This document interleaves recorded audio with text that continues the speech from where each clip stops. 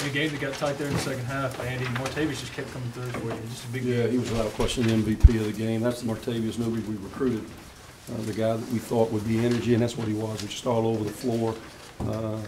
Didn't hesitate, stepped up, knocked down 2 big threes, and I thought the timeliness of those was huge, kept balls alive. He was without question the energy component that we were looking for in order to grind out a win. Andy, when breaks the losing, but it also keeps you in a, I guess now, 3-way tie for 4th place. Yeah, for us, those things, a lot of those things that drive you crazy trying to figure out, all the different scenarios. We've just got to do what we're supposed to do, and that's prepare for Texas A&M, who's also in that equation, I suppose, and try to go and break through on the road.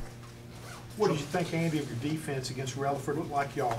Oh, we were really good in the first half. In the second half, I thought we got on our heels a little bit. I thought they were in attack mode. He's very, very good at getting in the seams, and he hurt us some with drives. I think they were in the double bonus within the first 8-9 minutes of the second half. They lived at the foul line in the second half, which was a little bit frustrating. But, the stat that jumps out at me, obviously, our Achilles heel all year has been rebounding with plus 18 on the glass. Anthony with a huge one at the end. Newby keeping balls alive. I thought DeMarco Cox gave us his best minutes in a long, long time. So I thought it was a good team effort. Jarvis played 38 minutes and was just really steady against their defense. Yeah. He's got to play heavy minutes, in lieu of the announcement this afternoon. He's a guy that's going to have to play heavy minutes for us. You want to play your best players. And if you look, at what Alabama did and what A&M does and what Arkansas does, they typically play their best players down the stretch. So Jarvis has got to stay out of foul trouble. We're going to play Snoop some at the backup one. We worked on that some today and shoot around. Fortunately for us, we didn't have to get to that situation simply because Jarvis was able to play heavy minutes.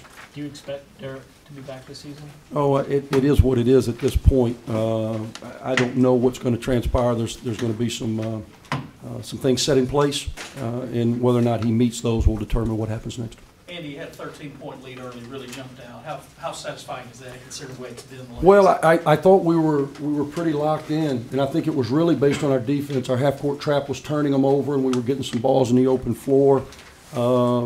We were trying to do a better job than we did in the first game when they were switching things. Most people have done that. They're switching everything 1 through 4. When they had a true 5 in the game, when they had Jimmy Taylor and Carl Engstrom, they weren't switching that, so we were playing to the strong side. Well, then, Anthony made the adjustment. I'm sure he felt, as you said, they were down 13, 15 points. Then he threw caution to the wind and went with guys that could switch everything. And I don't know if Marshall scored from that point on. So, but we did do a better job of playing behind it, getting some shots at the basket, and actually completing some. Rebounding went your way.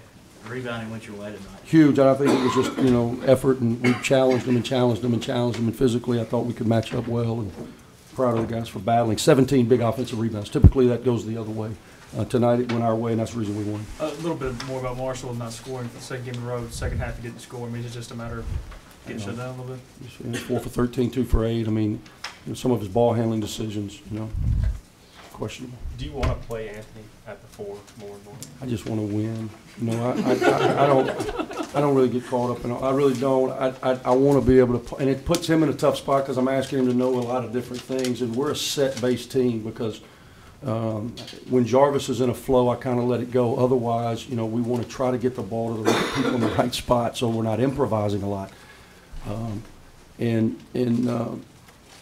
With Anthony at the 4, he's a matchup problem, but I also need him some at the 3 based on, our guard situation now in lieu of Derek not being able to play. So, Derek was a 17, 18-minute-a-game guy, and those minutes have to be eaten up by somebody, and it may have to be Anthony some at that 3. You talk about just trying to pick up a win. It's not this losing streak. I guess with you guys, still fighting for a top 4 seed to double bye in the tournament, do you think this kind of allows you guys maybe to hit the reset button a little bit, heading down the stretch? I hope. Winning is a lot better than the alternative.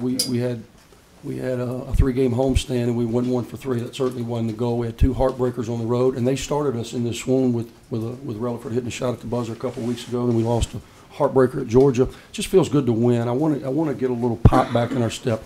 Every team in America, save for maybe a handful, and I don't even really know who those guys are.